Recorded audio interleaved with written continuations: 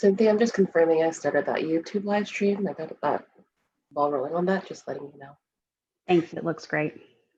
You can go ahead and start screen sharing if you'd like.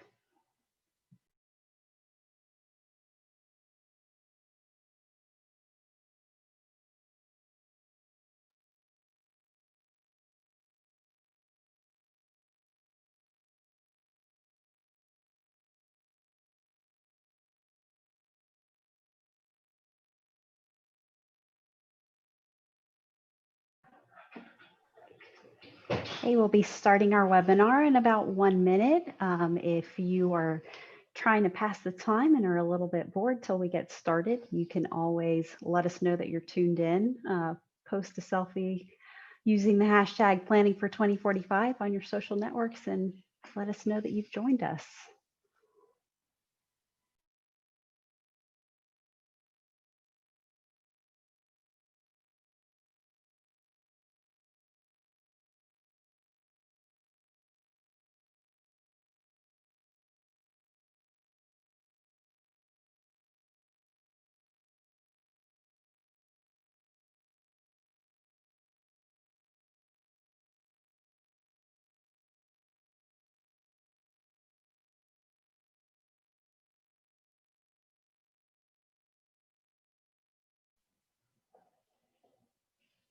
Well, welcome to MetroPlan Orlando's Health and Environment webinar. We appreciate you taking time out of your afternoon to be with us.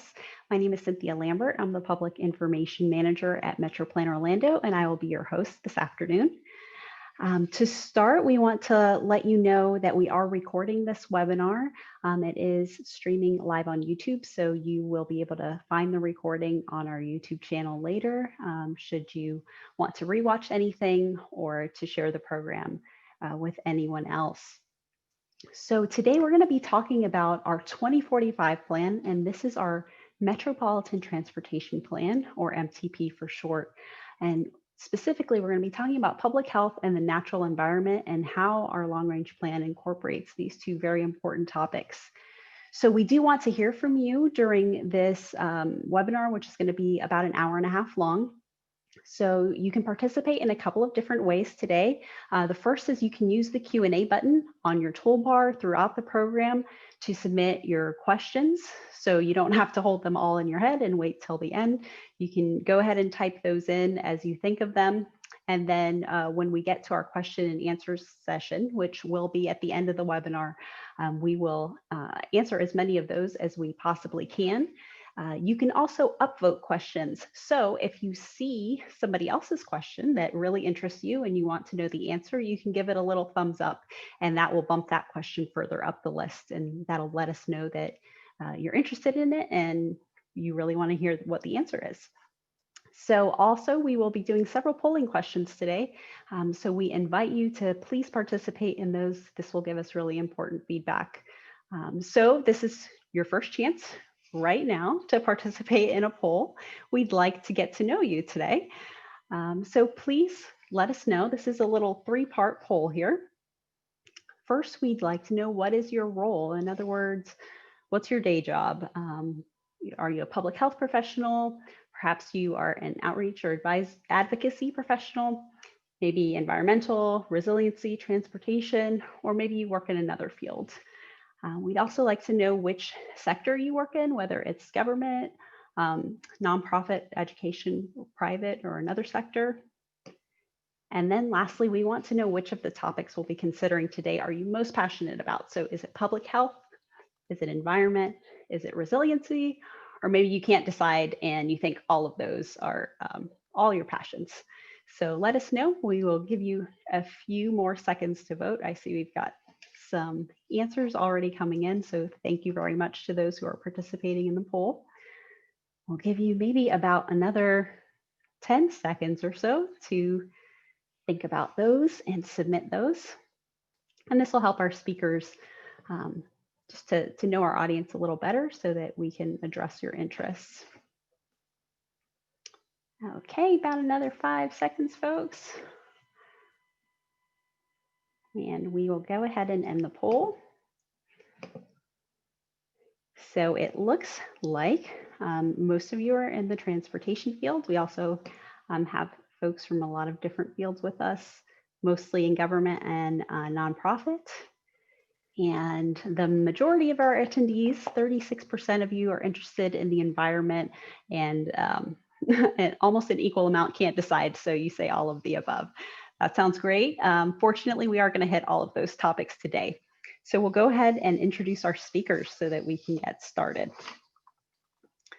So our first speaker is going to be Sarah Larson. Sarah is a transportation planner with MetroPlan Orlando, and she will be giving you an overview of our process and how we incorporate these topics into the long-range plan.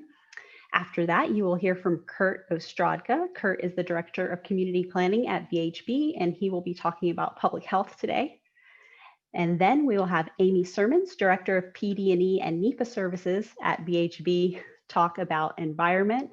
She is our environment expert and will be able to give you lots of details on that. And then we'll hear from Katie Shannon, Community Planner at VHB. And Katie is going to talk about resiliency. This is her subject area. So she's going to teach us how we can all prepare for a lot of different eventualities. So with that, I will turn it over to Sarah to talk a little bit more about our 2045 plan. Sarah, it's all yours. Great, thanks, Cynthia. Hello and good afternoon. My name is Sarah Larson, and I am a transportation planner with MetroPlan Orlando. My focus is on health and active transportation and multimodal planning. Today, I will provide a brief overview of the 2045 Metropolitan Transportation Plan. So we've got the 2045 MTP planning process. We kicked off the 2045 MTP about 2 years ago when we began scoping and working with the Florida Department of Transportation and our local government partners on developing background data, specifically trend future land use forecasts. A lot of this work was done for the regional planning model, but this data development process also included the preparation of an existing condition model analysis and area profile. Knowing our trend and current conditions, we began the visioning process through establishing goals and objectives with our MTP working group alongside the MetroPlan Orlando board and advisory committees. Right now, we are working on step 3, a multimodal assessment of regional transportation needs. This step includes opportunities and solutions. It screens them environmentally and prioritizes projects based on regional need and potential impact. Our last product is a cost feasible plan of transportation investments. It's policies, programs, and projects for all state and federal funding. Our board will take action on the plan at their December 9th meeting later this year. But before we adopt, there are multiple ways you can engage in the planning process. Now, from the comfort of your computer or smartphone, please follow us and stay tuned for more ways to participate. Next slide. Next is the planning approach. For those of you who have participated in the planning process before, and for those who are new, we believe it's important to acknowledge a paradigm shift in the planning process. Previous plans evaluated roadway volume to capacity ratios, which basically looked at how many cars could physically fit on a given road at a given time. This process primarily yielded highway capacity needs and identified roadway widening projects. By virtue of the methodology, we acknowledge that past processes did not fully capture the essence of complete streets or the surrounding land uses context sensitivity. But it's a new day and a new planning process is here. The 2045 plan is about providing a diverse set of options to meet changing traveler needs and desires. To accomplish this, we will evaluate needs using a comprehensive set of performance indicators to identify mobility improvement opportunities focused on our regional goals and objectives. Given the complexity of the regional transportation system and the unique functionality of each mode of travel, we will be using several different approaches to analyze multimodal needs. These methods account for people walking and cycling and those using mass transit and automobiles, while also considering the movement of freight, goods, and services. If you want to hear more about the needs assessment method, check out the MTP working group videos on our YouTube channel.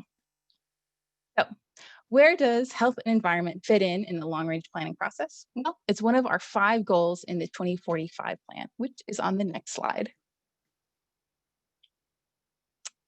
Uh,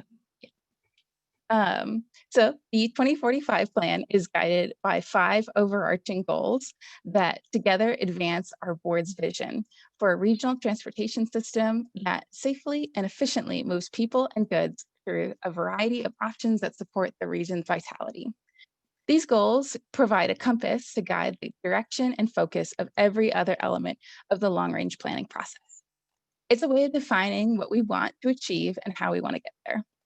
These 5 goals were established by building on the previous long-range transportation plans and improved upon after a comprehensive review of federal, state, and local plans. Input from the public, the MetroPlan Orlando board, and its advisory committees and the MDP working group also helped refine the goals and objectives.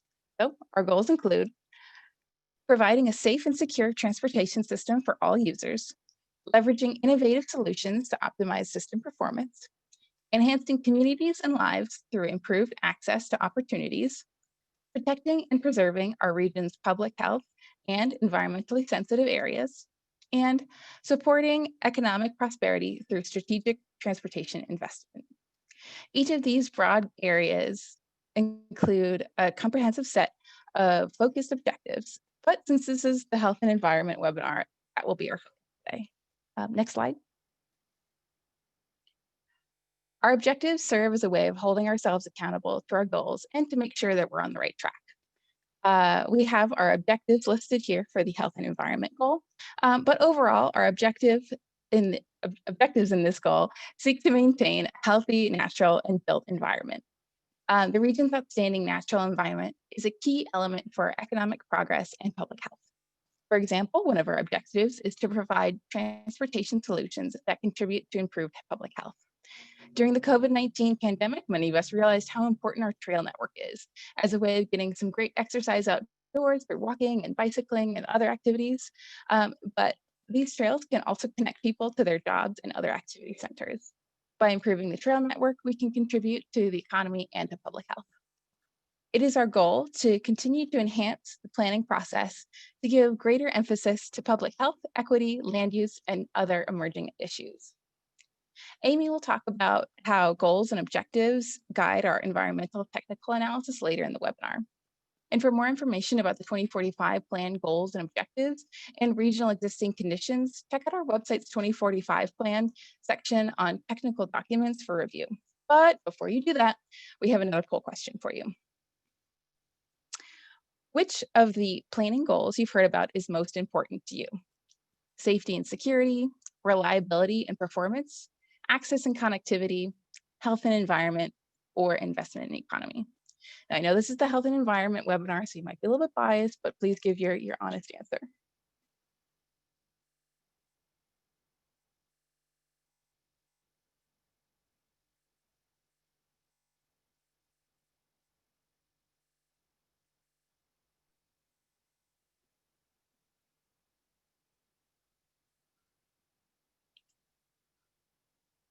All right, we're getting some responses in, and I know, it's just answer whatever is most applicable to you.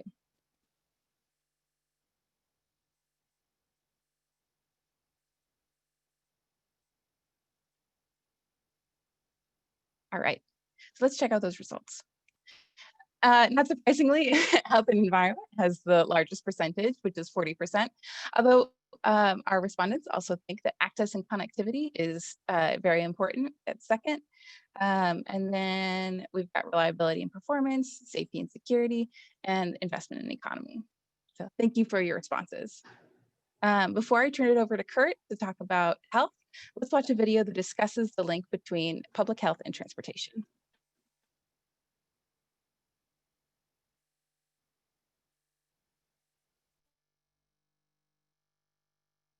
Has a direct impact. How we design our transportation networks has a direct impact on our health, and our health is in crisis. Headlines like these have become commonplace in the last few years. Chronic health conditions affect a huge segment of our population and carry significant risks. We cannot discuss public health in today's world without acknowledging the COVID-19 pandemic. While the planning practices and models we will discuss are not based on coronavirus data or projections, they can help identify communities linked to increased risk for severe illness from COVID-19. Let's look at one of these conditions, obesity. It is on the rise in every state and has been for decades. This situation has significant economic consequences. A 2012 national study estimated the increase in obesity among adults could cost the nation over $550 billion. So how can transportation planning help? By providing transportation systems that encourage people to be physically active. By planning and designing safe and accessible transportation networks, we can provide a built environment that makes it easier for people to live healthy lifestyles. This is a planning approach known as healthy community design. The connection between transportation and health has been recognized by the federal government, which has deemed it a significant influence to leading a healthy lifestyle. This hasn't gone unnoticed at the state level either. FDOT's Florida Transportation Plan and Complete Street policies note that transportation decisions can contribute to improved public health. While these guidelines are important to acknowledge the crisis and the role transportation planning can play in helping to solve it, they are not specific about how a local agency like MetroPlan Orlando should do this. We have a plan. First, MetroPlan Orlando has taken the holistic approach that transportation planning improves quality of life and promotes better health for everyone in Central Florida. Our Health in All Transportation Policies initiative shows how we are looking at all the ways transportation impacts health. Second, we created a regional complete streets policy to guide planning and design of a network of complete streets, which are streets that are planned, designed, constructed, operated, and maintained to safely and comfortably accommodate people of all ages and abilities. This includes, but is not limited to, pedestrians, cyclists, transit users, motorists, and freight and service operators. The Healthy Mobility Model provides planning level estimates for 6 health indicators, including asthma, diabetes, high cholesterol, high blood pressure, heart disease, and obesity. These estimates are based on demographic, socioeconomic, built environment, and mobility factors to determine the risk levels of different areas of a community. In addition to providing a risk assessment, the model helps planners identify and prioritize potential transportation projects, improvements, and policy recommendations. The Healthy Mobility Model is a tool in a planner's toolbox to help analyze alternatives and inform decision-making. Here's an example of the Healthy Mobility tool providing a risk assessment of Orange County. Knowing where the high-risk areas are located can help determine what potential fixes could benefit the community's health the most. MetroPlan Orlando is currently customizing the Healthy Mobility tool to Central Florida's 3-county area. Public health is included in each part of the planning process for the MTP, and the Healthy Mobility Model is part of this, starting with identifying performance indicators and assisting in determining the multimodal needs for different areas. During the prioritization of projects, the Healthy Mobility Model and community health will be part of our screening and analysis criteria as we plan for the next 25 years. If you're interested in learning more about the Healthy Mobility tool, how it works, and how to use it, please stay tuned for part 2 of Healthy Mobility and Transportation Planning coming in September. For more information, please visit metroplanorlando.org.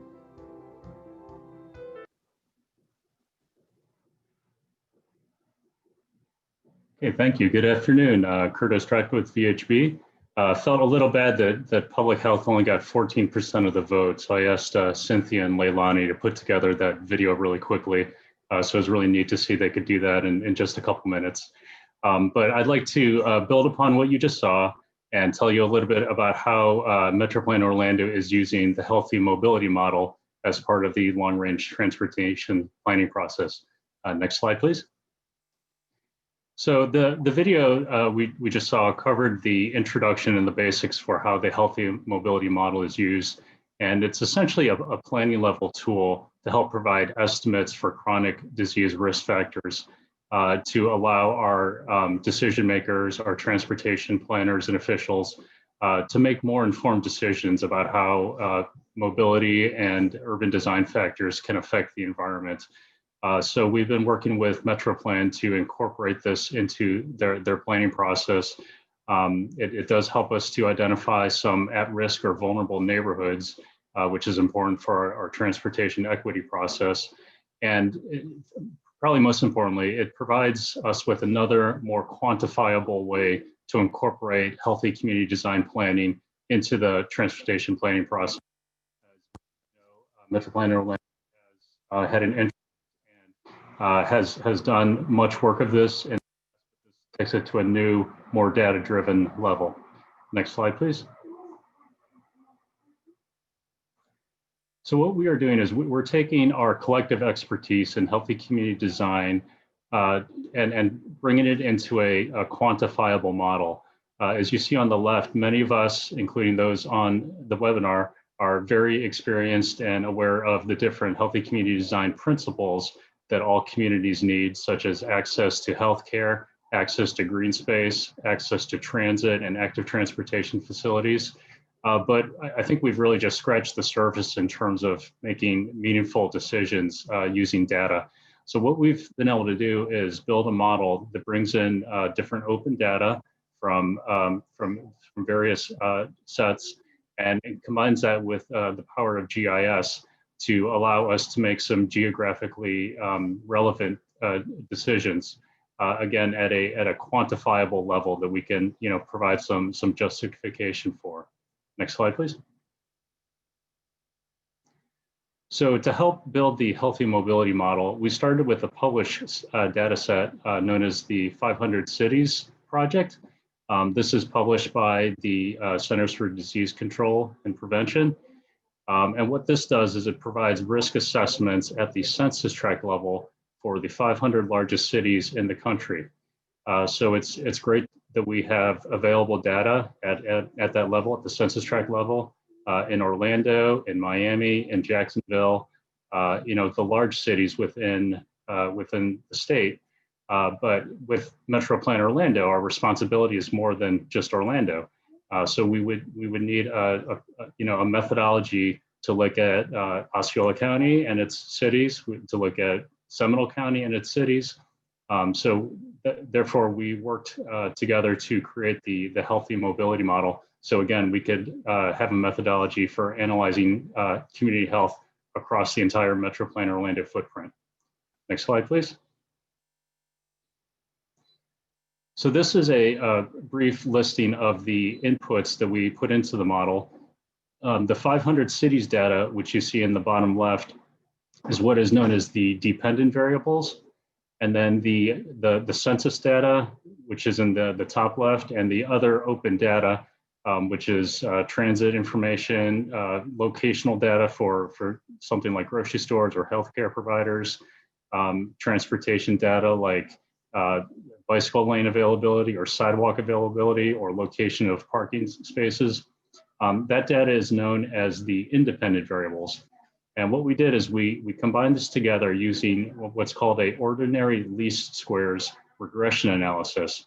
And we were able to correlate the dependent variables or the published 500 city data against the independent variables for that open demographic data and the urban design data to create a regression which then gives us a correlation for the health data and allows it, using that equation, to project and predict the areas where we do not have the health data currently. So we were able to then use it to predict different health outcomes and then model to see which ones of the physical improvements are going to have the greatest correlation to health outcomes. Next slide, please. So this is a screenshot of the web-based tool that we have developed for this. As you can see in the upper left corner, the model is calibrated by each study area in order to create a community health risk assessment for the 6 different chronic diseases that are linked closely to lack of physical activity or lack of access to it. So things like high blood pressure, asthma, and obesity. Most of us are well aware that those are linked to lack of physical activity. As you can see in the bottom left, we're then able to recalibrate the model for each county so that you're able to then identify which census tracts within the area have the greatest vulnerability to chronic health conditions. And then, as you see in the middle, we're able to select individual census tracts or say a series of census tracts. And that allows MetroPlan Orlando to look at health across a corridor plan or a neighborhood plan, or perhaps over the entire region when they're making long-range transportation decisions. Next slide, please. So this methodology is being used to help MetroPlan Orlando incorporate transportation equity into the overall analyses, and this is consistent with the MetroPlan Orlando Title VI non-discrimination plan. The needs assessment and prioritization process that we're using here, it emphasizes transportation equity in all of its facets, but this is the first time we've been able to really meaningfully incorporate health from a data-driven level. And as I mentioned, we can then use the model with the baseline conditions to help to identify needs for different vulnerable areas and prioritize improvements. So if you can imagine across the map, if we see spots of, say, that red color was a census tract that's 10% below the average or the baseline health condition, that helps our decision makers to determine if that should be a prioritized area for, say, a trail or some other active transportation facility. So with that, I'd like to ask the group here to help us answer some polling questions. And of course, we'll love to hear from you more in the Q&A for the chat. So our polling question is, which of these health achievements would you most like to see by 2045? A reduction in obesity and chronic disease due to greater physical activity, such as walking and bicycling, diverse transportation options, using connected and automated vehicle technology, greater access to healthcare providers, a reduction in the number of serious injuries and fatalities, or other.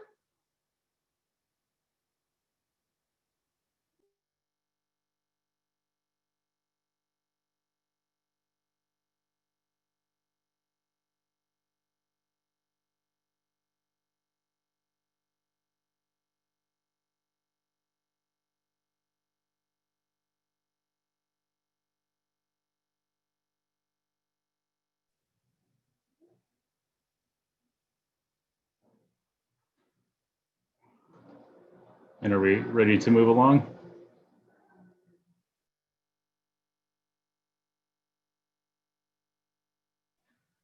Okay, so a pretty strong response here. It does not look like we will have a runoff on this one for the reduction in obesity and chronic disease due to greater physical activity, such as walking and bicycling. And we strongly believe that the healthy mobility model will help to give us the data and the resources to help make those decisions. So from here, I'd like to pass it on to my colleague, Amy Sermons. Great. Thank you, Kurt. So we can go to the next slide. So I'm Amy Sermons with VHB, and I'm going to talk to you a little bit about the natural environment. Kurt talked about the social side of things, but I also want to point out some of the goals and objectives that Sarah talked about earlier, focus more on the environment, or the natural environment, excuse me. 4 main areas that are brought out in those objectives focus around air quality, conservation lands, the function and character of the natural environment, and then stormwater and flooding. Next slide, please. So the goal based on air quality is aimed at reducing air quality pollutants and greenhouse gas emissions. Also, as Sarah mentioned, the previous transportation planning process looked really at the throughput capacity of single occupancy vehicles. With the change in the way projects are being prioritized and looking at different multimodal systems, this new plan is going to allow those options that also Kurt touched on, that allow people to get out and walk and bike, ride transit. In the end, that's going to help us improve our air quality within the region. Next slide. Conservation lands, the objective related to this topic is to expand conservation lands and also minimize land consumption for future development. So essentially to do that, first we need to start by identifying those existing conservation lands so that we can minimize impacts. In addition to just avoiding, we want to also look for opportunities to expand these conservation areas. So for example, working with the water management districts, FDEP and other agencies to identify properties that are already identified in their long range acquisition plans. If we have a transportation project that is going to occur near these properties, we can plan ahead for the future and potentially end up with a project that will expand our conservation lands. Next slide. We also want to plan and develop our transportation systems in a manner that at a minimum will avoid or minimize adverse environmental impacts, but with some planning ahead and some early coordination, there's also opportunities to protect and restore the natural environment through our region's transportation projects. Beyond those larger scale conservation lands, we need to also look at the more localized environmental factors. Examples of this include providing the hydrologic and wetland restoration projects that you see on the screen as potential project mitigation, but also looking for opportunities to connect wildlife corridors to provide wildlife crossings when public lands exist adjacent on both sides of the roadway, are just a couple of examples. Next slide. The objective related to stormwater and flooding aims to reduce our transportation system impacts caused by stormwater issues.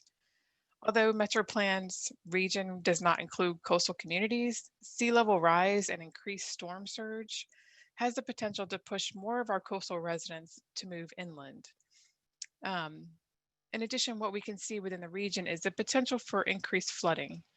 Given the higher frequency of extreme weather events, we can see this happening more often, especially looking out to 2045. We all know that Florida has been impacted by a number of hurricanes. About 40% of our hurricanes in the US impact Florida. So our transportation network really needs to be able to accommodate evacuations and local movement throughout the area. So by evaluating the transportation network impact on floodplains, we can make sure that our bridge crossings are long enough to accommodate any flooding issues without overtopping, as one example. Next slide. So for the 2045 MTP, MetroPlan has brought the environment into the discussion on project prioritization. This is something new. The prioritization process essentially is a GIS-based process that includes quantitative data, and it's a multi-criteria analysis. And it's also based on these goals and objectives as the framework for the prioritization process. The 2045 MTP will take a look at the potential environmental impacts of these candidate projects and then add quantifiable indicators to the project prioritization matrix. For projects that end up at the top of this prioritization list, we will develop high-level mitigation strategies and estimates of mitigation costs. Adding the potential costs for environmental mitigation this early in the game is something that hasn't been done in the past long-range planning efforts. By adding this step, we hope to gain a better understanding of the overall project cost to aid in planning for future funding. In addition to looking at project-specific environmental impacts, the 2045 MTP will also establish programmatic resiliency strategies and implementation responsibilities. And Katie's going to talk about that next, so I won't dive into that topic. Next slide. So how do we plan to identify potential environmental impacts for specific projects when we are at such a high-level planning stage? First off, we will review the list of candidate projects that's received from MetroPlan to determine which projects qualify for DOT's efficient transportation decision-making, or ETDM, if you've heard of that process. Any project that qualifies and has not already previously been screened by MetroPlan will be developed for a planning screen. Our team will identify a 12-month project release schedule that identifies these projects so that the environmental agencies have an idea when these projects are coming out. We'll identify the type of screening and the anticipated screening release date for each project. But there's also, as you've heard, taking a different look at these projects, capacity type projects are the main, meaning widening projects and new alignments are the main ones that go through the ETDM screening. there's a potential for several other types of projects that maybe won't go through ETDM.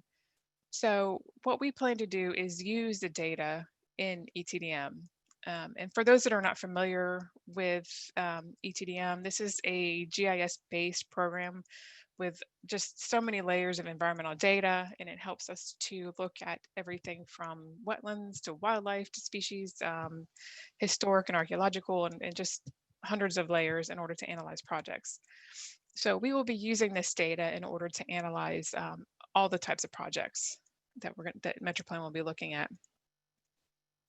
And this screening will also be used to identify strategies that meet those objectives that we talked about earlier. Next slide. So once we get into beyond the project prioritization and have our list of projects, in order to determine the mitigation strategies, we first have to have an idea of what environmental resources will be impacted and to what extent. To determine the extent of impact, we will need to make some assumptions of the project scope and the potential footprint of the project. This footprint will be estimated on a high level based on similar projects and potential impacts determined based on the GIS analysis that we discussed earlier.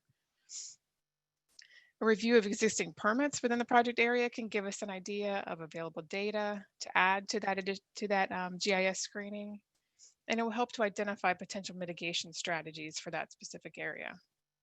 Existing mitigation banks, active on-site and off-site mitigation strategies will also be identified. A high-level cost estimate for the mitigation strategy will be determined to assist in the total project cost estimating for future phases. For example, to estimate the associated mitigation costs for wetland impacts, we can use UMAM, or the Uniform Mitigation Assessment Method, which is commonly used within the industry for evaluating wetland impacts. We can estimate wetland functional loss, again, on a very high level to the system. In turn, that'll give us the number of mitigation credits that will be required. So using a general score, we can provide overall estimates that will be reported kind of on a range. We can identify a low, medium, or high type based estimate for mitigation. And essentially that is then going to be put back into the prioritization project to determine which projects on the list will have more impacts than others. So I think we are on to the next slide.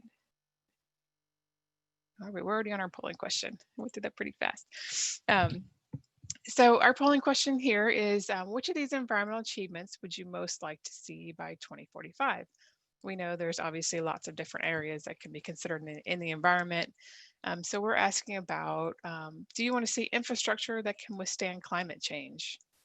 Or would you like to focus on reducing carbon emissions, reducing adverse effects to the transportation system on minority and low income communities, or increasing our green spaces such as parks and conservation land, or developing a transportation system that minimizes degradation of the natural environment, or other?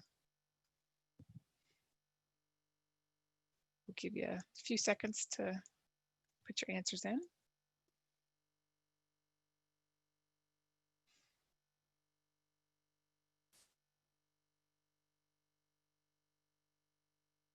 I think we're about done. We have some answers coming in.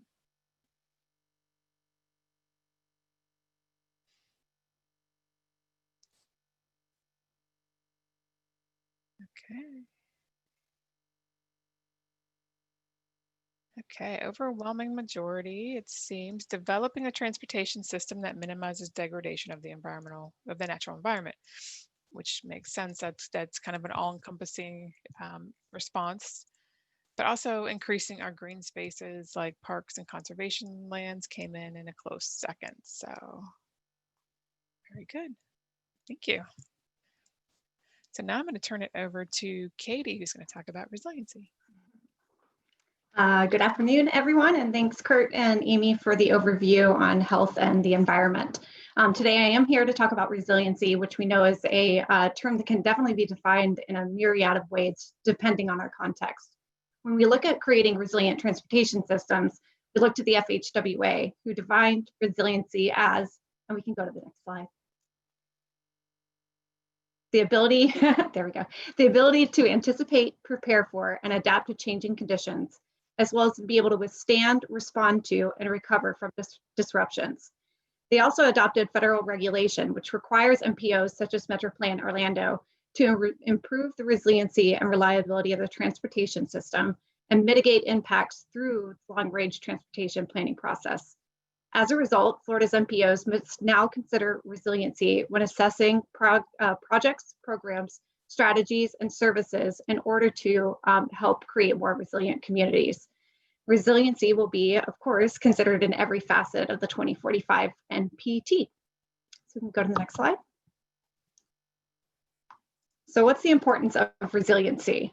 Well, we know that the vulnerability and exposure to disasters is increasing more and more, and that is combined with the fact that we have people and assets locating into these areas of high risk. Since 1970, the world's population has grown by 87%, and then during that same time, we've seen a proportion of people moving into flood-prone river basins at an increased rate of 114%, and people moving into our coastlines at a rate of 192%.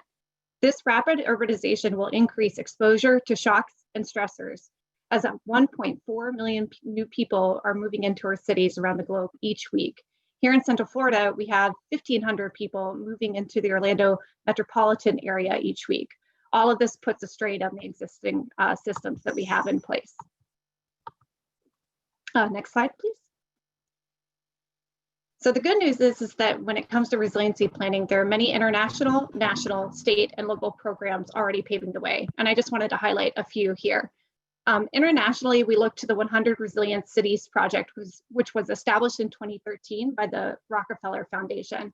They created a global challenge to help us all rise above both natural and man-made shocks and stresses. Through this program, we've seen an uprising of chief resiliency officers around the globe. And it's an exciting opportunity in which we've started to create the kind of partnerships and establish real priorities that will help create more resilient communities. Nationally, we look again to the FHWA, who adopted a vulnerability assessment and adaptation framework to help transportation agencies such as MetroPlan assess the vulnerability of the transportation infrastructure and the needs to be addressed for our local communities, specifically vulnerable communities. At the state level, FDOT has developed guidance and steps for MPOs to consider through the development of the long-range transportation plan in particular. These include the examination of plans and goals, goals and objectives, developing specific performance measures to track progress in the future, and then both ensuring that a needs plan is created to assess impacts in the future, and that aligns with the creation of a cost feasible plan. Locally, we have the East Central Florida Regional Planning Council, who's established a regional collaborative of stakeholders that continue to work with regional organizations on a multitude of efforts, including sea level rise assessments along our coastlines. And last but certainly not least, we have MetroPlan Orlando, who's building resiliency into the DNA of the 2045 NTP. Next slide, please. So what exactly do resilient systems look like? What kind of characteristics are we looking to gain in the transportation network? Resilient systems allow us to anticipate, prepare, and adapt to future changes. In order to foretell future changes, we must start with the analysis of available data in that anticipation phase. When we speak to transportation, we start to ask the kind of questions such as, where are we seeing the most traffic congestion on our roads? And are these areas of congestion even on our evacuation routes, or are they proximate to the kind of services that we will need in case we have an extreme weather event? Where does the data show that we have high incidences of severe crashes? And how can we start to create and prioritize strategies that reduce those crashes? Last but not least, what kind of bike and pedestrian assets do we have, and where are there existing gaps? For climate hazards, we look to understand the anticipated frequencies of extreme weather events, as well as an understanding of the severity of those events and an estimated cost of the damages associated with them. Using all of this data, we create predictive analyses to understand where there are inefficiencies to meet future demand and where we can adapt systems to meet the future changes in climate. By responding, we would create plans, adopt strategies, and specific objectives based on that data review. We utilize advanced technologies to keep people on our transportation safe, and we keep people informed and engaged in the resiliency planning efforts. We also incorporate lessons learned and innovation from case studies and pilot projects that have all been conducted specifically in this region.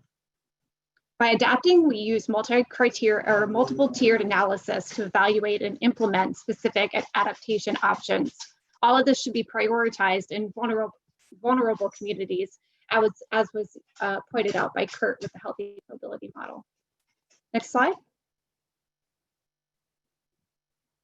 So I wanted to bring up a quote on this one. I wanted to quote academic Enzio Martini, who said, "For a long time, we have known that whatever our future society will be, it will be a risk society. A society likely to be affected by different kinds of traumatic events. We have known for a long time, therefore, that the precondition of every possible sustainable society is resilience. To that end, we know that there are certain key indicators of meeting resiliency goals. We know that resilient systems are reflective, they're resourceful, they're robust, they're flexible, redundant, inclusive, and integrated." When we look to MetroPlan Orlando, we know that there are specific initiatives already underway that help to attain these ideals of a resilient system. Through safety and technology grants that have provided the UCF campus the smart technology solutions they need to reduce congestion and get students to campus on time, to working with local bike ped advocacy organizations such as Best Foot Forward to deploy specific pedestrian safety measures in the communities that need it most, as well as the interactive mapping of a slew of data, including historic crash data to identify where we're seeing a high incidence of crashes on our roads. All of this gives us a better idea of the type of shocks and stressors that continue to plague our communities. So next slide. So I did want to cover some of the typical shocks and stressors that we look at in the realm of resiliency planner. And all of these help us better understand what kind of risks there are in the future. We know that a risk is a measure of probability that a specific asset, and in transportation, we look at things like stormwater drains, our asphalt, street lighting, and utility infrastructure, even under our roads, and the way that they will experience a particular impact and the severity of that impact on that infrastructure. When assessing vulnerabilities, we try to determine where weather and environmental conditions such as extreme heat or hurricanes will strain the transportation network. While there are a multitude of shocks and stressors nuanced to differing communities around the world, it is important to identify early on which unique shocks and stressors may most impact the individual characteristics of our region in particular, as we started to identify here. Specific examples unique to the Central Florida region may include the prevalence of sinkholes. It's kind of a nuanced thing that doesn't really happen worldwide. And while they are incredibly rare, they have a high severity of impacts. We also have a wonderful tourist population, where we appreciate them and we know that they do wonderful things for the economy. If we have a disease outbreak, that makes us more susceptible to future risks related to that. Next slide. So how is MetroPlan moving forward? Currently, MetroPlan is working towards the creation of a transportation resiliency assessment. Through this process, they will, one, create a vulnerability assessment in which they identify the specific and risk vulnerabilities unique to our region. Following that, they will develop specific strategies with stakeholders to determine long-term plans for addressing any sort of climate-induced problems. And they will also create strategic partnerships and collectives in order to help attain these goals. The identification of champions in the attainment of these goals is crucial to move resiliency efforts forward. Next slide. So planning for resilience begins with an understanding of potential disruptions to the transportation network. And the 2045 NPT is using scenario planning to identify potential risks and how they can impact the region. There are 4 analyses currently underway. In scenario 1, we consider traditional trends. If we continue to see the same type of population growth and continue to behave in the same manner that we currently do, what does our future look like? In scenario 2, we bring climate consequences into the mix. We try to better understand what it means if we continue to have an increased frequency of extreme weather events, such as sea level rise, And as Amy had brought up, not only the effects here locally when those events happen, but the increased population as people move away from the coast. In scenario 3, we consider disruption dilemmas. This can include things such as pandemics or other emergencies that disrupt our normal economic growth, the way that we travel, and our development patterns. And last but not least, we consider technology transformations. Wonderful things are advancing in the world of technology to make our streets safer for all. But with that, we kind of have a double-edged sword because we have to increase our cybersecurity efforts to make sure that data is easily protected against any sort of cyber attack. So through this process, MetroPlan is creating an inventory of assets and conditions in order to help identify susceptible infrastructure and plan for potential adverse environmental, weather, economic, or operational conditions. This will help to set the foundation for the implementation of resilience measures in the 2045 MTP. And that's it. For me, anyways. Thanks, Katie, and all our speakers. So now that we have given you a little bit of an overview of what's going into our plan, now it's time to answer your questions. So I will remind everyone that if you would like to submit a question, you can use the Q&A button on your Zoom toolbar to do so. We do have several that have come in already. So we invite you to go ahead and type in there any questions that you might have about health, environment, or resiliency, and we will try to answer as many of these as we can. I do see that we have a couple of attendees that are joining us on the phone. If you are joining us on the phone with no visuals and you don't have any access to the Q&A button, you can press *9 on your phone keypad to raise your hand and let us know that you have a question as well. So we will go ahead and get started with some of the questions that have already been submitted. And we'll start with the topic of health. So Kenneth submitted a question. He says, it sounds like the Healthy Mobility tool enables a lot of the work that is traditionally done in a health impact assessment. Would that be an accurate assumption? And we'll throw this one to you, Kurt. Yes, thanks, Ken, for asking that question. That was the intent as we were looking at how to find a better way to obtain health data. As many of you know, health data is HIPAA protected, so it is not readily accessible. It is fairly easy to find published health data at a county-wide level, but of course that does not help you when you are trying to plan at a neighborhood or corridor level, because it just kind of spreads the peanut butter across the entire county area. So the model that we have developed would be used as a replacement or as a supplement to a traditional health impact assessment. And for those of you who maybe not be familiar with that, that is more of a door-to-door survey type of work where individuals go out and speak directly with say residents about their family or personal health conditions. I'm sure there's many different ways to do it, but that's the one I'm most familiar with. So it would be a very labor-intensive process.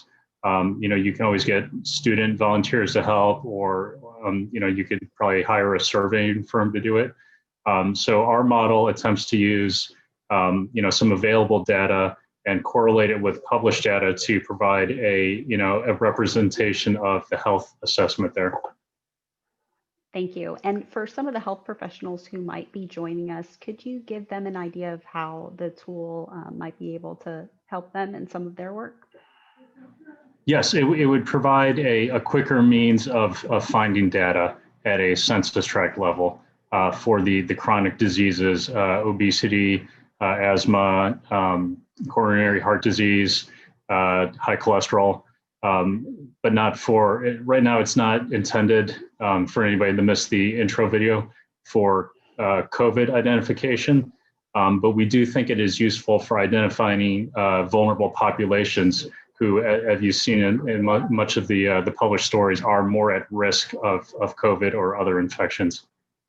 Thank you so much. And we will have that video on MetroPlan Orlando's YouTube channel if you all want to rewatch or to share as well. Our next question is on environment. This one comes in from David. So he says that ozone is the biggest local concern in terms of ambient air quality here in Central Florida. How is our 2045 plan addressing this issue? And Amy, I know you touched on this a little bit in your section, but perhaps you would like to talk a little bit further about that.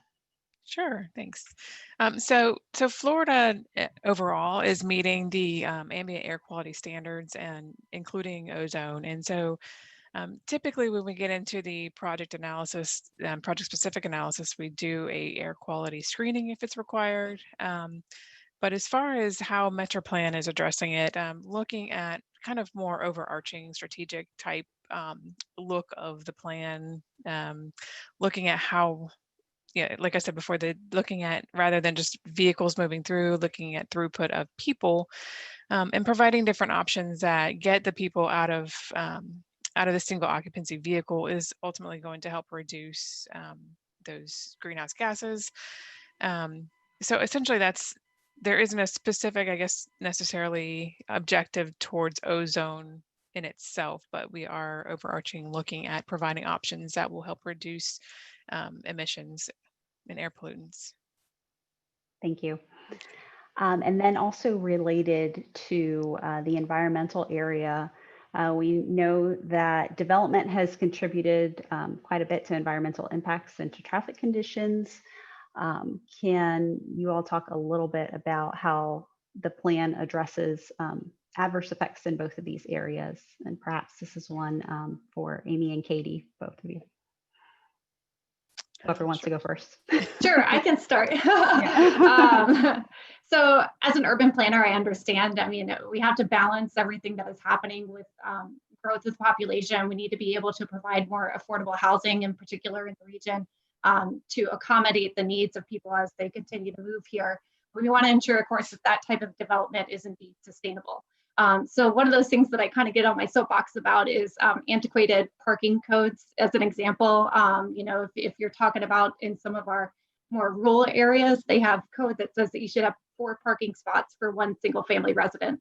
And typically those parking spots increase the amount of impervious surfaces that we have in the area. And if there's anything that I think that COVID has taught us as we all continue to work from home, it's that we don't need that amount of impervious surface in our environments. And what are we doing to think about creative solutions in which we can, you know, utilize? I know in the city of Orlando, we actually just approved a project in which they're converting office space into micro apartment units in proximity to Sunrail. It's like an ideal opportunity to give people living space that's walkable to, you know, so many amenities in the downtown core. And I think we really have to tie in the type of you know, land use scenarios with the transportation elements and understand that there are really creative solutions to providing a more resilient built environment. Thank you. That's exactly what I was going to say. Tying land use and transportation planning together is the key to addressing this issue, and really just they have to go hand in hand, and working with everyone in the region, the cities and the counties, to make sure that the whole picture is looked at, and not just the transportation portion or not just the land use. It has to be the entire picture to address this issue.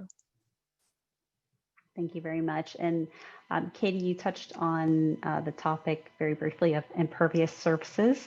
This next question has to deal with some creative solutions, perhaps.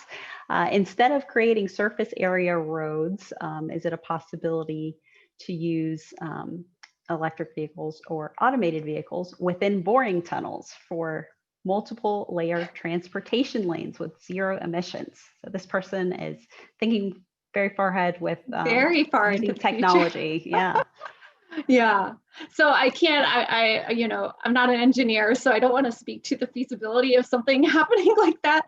But I do think that, you know, we have really creative solutions, you know, in creating multimodal opportunities here in Orlando. And I was an in-house consultant at the Orlando International Airport for a while. And even when we look at something like their automated people mover that moves people from the New South Terminal to the North Terminal, which connects to eventually the Bright Line and can take you to direct to Miami, those kind of solutions are really where we start to see a reduction in vehicle emissions as people, you know, choose to take transit options over a single occupied vehicle.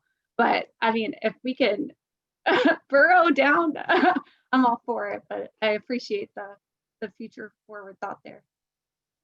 And our high water table here in Florida might present some Yeah. challenges. I don't know if Yeah. Amy wants to speak to any of those challenges, being an engineer.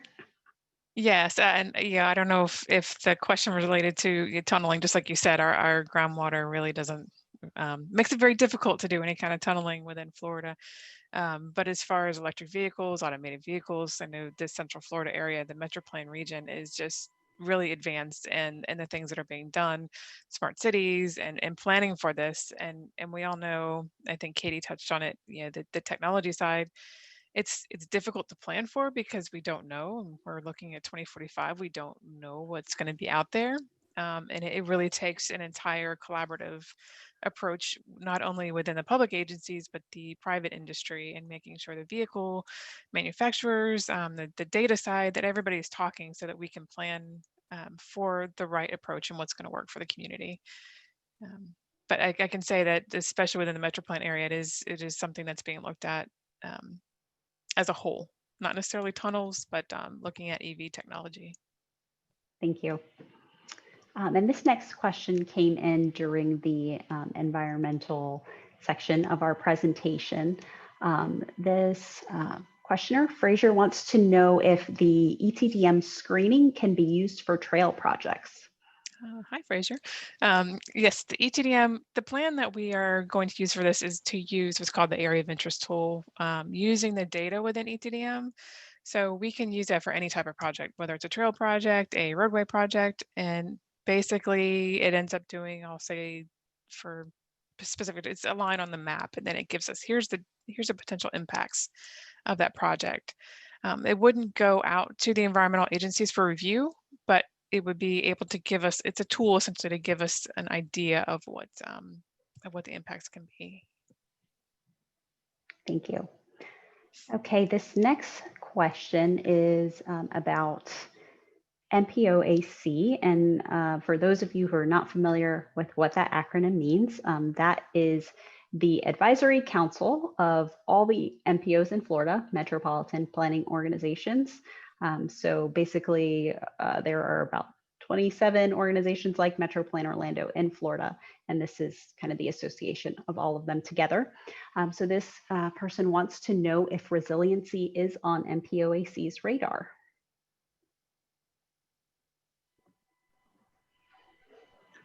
Hi, Cynthia. This is Yeah, Alex. Cynthia. Sorry, you can't see my face. I know my internet is a little unstable, but I would say yes. The short answer is yes. Environmental planning, resiliency is a statewide issue, a statewide topic that's being addressed by really all MPOs. Different contexts, different vulnerabilities, but absolutely being considered across the state. Thank you very much. So next question here has to do with equity and scenario forecasting. So Chris would like to know, how might we center equity, specifically race and communities of color, in scenario forecasting to ensure that any solutions don't leave people in our community further behind? Can I take that one, Cynthia? Please do. So, hey, Chris, how you doing? So yes, both the healthy mobility model looks at equity conditions as part of the demographic data we pull in, and then also in MetroPlan Orlando's Title VI plan, it looks at underserved communities. So that includes low income, minority populations, which are defined as either Black, Hispanic or Latino, Asian American, American Indian, and Alaska Native, or Native Hawaiian or other Pacific Islander. It also looks at aging populations, people with disabilities, zero-car households, limited English proficiency, and then female head of household with children. So between what MetroPlan is already doing for all projects with Title VI, and then the healthy mobility model, which also looks at demographics, I think we can safely say that we are looking at equity conditions across the board. Thanks Right, very much. and Cynthia, if I can briefly add to that, Sure. beyond the healthy mobility tool as part of our needs assessment and prioritization process, Chris, we are also, looking at those what we call kind of transportation equity area as part of the needs assessment. So it's segments and sub areas that are, fall within that transportation disadvantaged or equity category are actually being emphasized, and we're focusing more energy and investment in those areas. Thank you. And going along with that a little bit, one questioner wants to know or is expressing the importance of considering the needs of people with disabilities, specifically those that are in wheelchairs as it relates to the walking environment, the pedestrian environment. So can anyone speak to a little bit of how the plan is incorporating the needs of walkers and the needs of people in wheelchairs? I can take that, and others might want to jump in. But as far as in general, I know MetroPlan has identified several corridors, and we're actually doing different corridor assessments that we call them sometimes road safety audits or multimodal assessments to essentially either walk the corridor, bike the corridor, drive the corridor, see it from every different view, because there's nothing like being out there to know what are the issues, what are the concerns, what are the opportunities. So it's really once we get more into the project specific arena and looking at each one from those different views. I know DOT is doing the same thing. I used to work at DOT, and they did these multimodal assessments prior to moving into either the environmental analysis stage or moving into the design stage to make sure that all users are addressed. They've also done different training for their project managers that allow a different view perspective for ADA purposes, whether it's wheelchairs or whether it's visually impaired. So the engineers are actually being trained on those different aspects and how to make sure all parties are addressed in the design of the roadway improvements. Thank you. And we're getting down to our last couple of written questions now. So I will kind of do an all call. This is your last chance to type in those questions. So go ahead and use that Q&A button to put your questions in. And it looks like we might also have a little bit of time if there are any folks out there who would rather ask their questions out loud. Maybe it's a little bit long, you don't want to type it all out. It looks like we might have time to take one or two of those as well. So our next question here has to do with the forecast of trips for the 2045 plan. This person wants to know if we're considering a reduction in trips for the 2045 plan because more things can be accomplished online. Sure, I'll go ahead and answer that one. In short, yes. As part of our scenario planning process, we have a disruption dilemma scenario, which really explores that particular factor. Different rates and types of trip making. So we'll talk about more at our Future Fest, summit series coming up, I believe, the first of next month. But Cynthia will talk about that later in the agenda. But short answer, yes. And we're doing that in various ways within the model, but also, at the kind of objective level, looking to, reduce, trips, all in, but also exploring the impacts of shorter trip making and what that means to travel, supply and demand. Thank you. And our last couple of questions here kind of focus on the tie between land use and transportation planning. I'll just interrupt myself for a second to say, if you want to ask a question aloud, will you go ahead and use the raise hand button on your toolbar to let us know that you would like to do that. We'll go ahead and start queuing people up if there's anyone out there who would like to ask an oral question. So there are a lot of gated communities in the Central Florida area, as we all know, and some of these, it forces residents to go the very long way around to try to get to where they need to go. So this person would like to know, is there anything in the plan that's focused on trying to identify these possibilities for greater connectivity that might exist related to gated or walled communities? I'll take a stab at that. I don't know that in the kind of the framework of a regional transportation plan, that is something that MetroPlan would address. But I think that would be more appropriate for the local government that has the land use controls to address that kind of option. We could certainly write some policies and recommendations that would be guidance for local governments, but probably something that's a little bit closer to the ground for the actual local authorities. But I agree, it's a great idea to use. Thank you. Right, and Cynthia, just to add, because it really is about accessibility, connectivity, and as part of our planning process, we do have broad objectives, and goals, relating to about improving accessibility. Kurt is absolutely right, about kind of local government, kind of that land use, land development control, and how we can improve access there. But MetroPlan has actually received a federal highway grant, connectivity grant, and we have explored how improved accessibility can improve, walk and bike trips just by eliminating those barriers.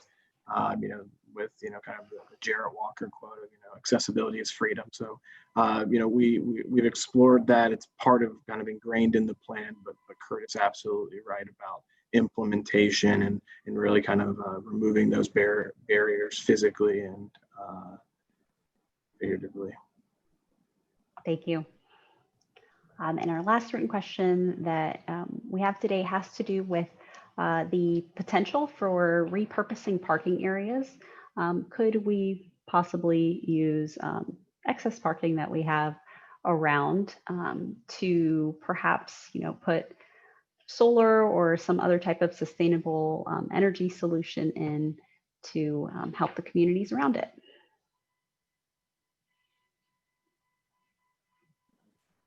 Oh, I think sorry. that's. Go ahead, I Alex. mean, Katie, yeah, I was just gonna, I'll pivot this one too, but I think, as part of, our 2040, regional transportation planning process, this is kind of one of those, outside kind of what I call, kind of almost like an environmental factor here. We acknowledge that, supply, kind of the demand side of transportation is dramatically changing and will continue, to evolve in, with the storage and parking of vehicles and what that means, both to curb management, but also, to our existing parking facilities. So, we're acknowledging that it's considered, but as it relates to kind of authority, that's something that's kind of a little bit outside the wheelhouse of a long-range transportation plan.